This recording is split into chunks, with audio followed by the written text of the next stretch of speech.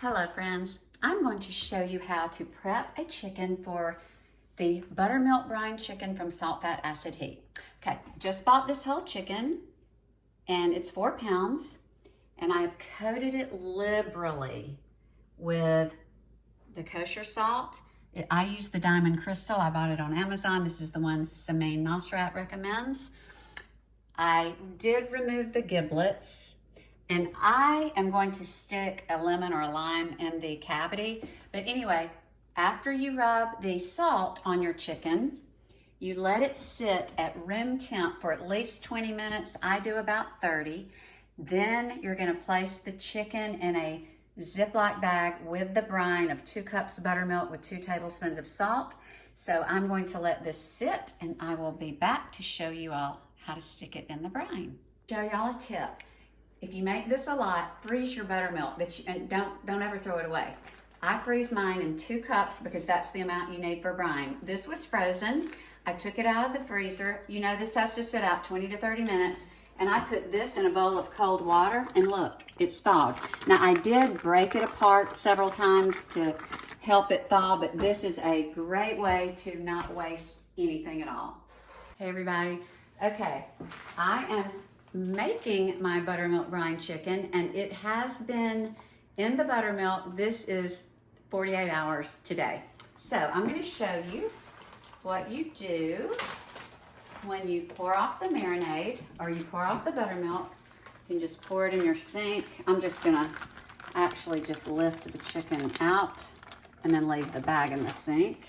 And you want to get the excess off. So you can do that with a paper towel. Just get it dry. And I do not typically tie my legs back, so I'm just gonna put the bird right here, okay? But you can tie your legs together, but I don't.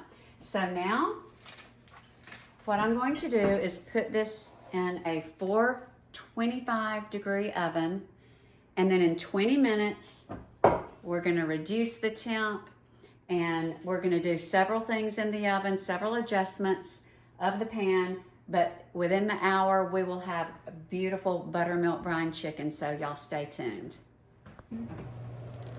Okay, the legs go to the left rear. I'm going to reduce from 425 to 400 and wait 10 minutes before I move the chicken. Guys, it's time to remove the chicken. Hey everybody, okay, just pulled the chicken out. It smells yummy. Very important that you always check the temperature, the internal temperature of any meat, especially chicken, a whole one, and you want to insert the meat thermometer between the leg and the breast.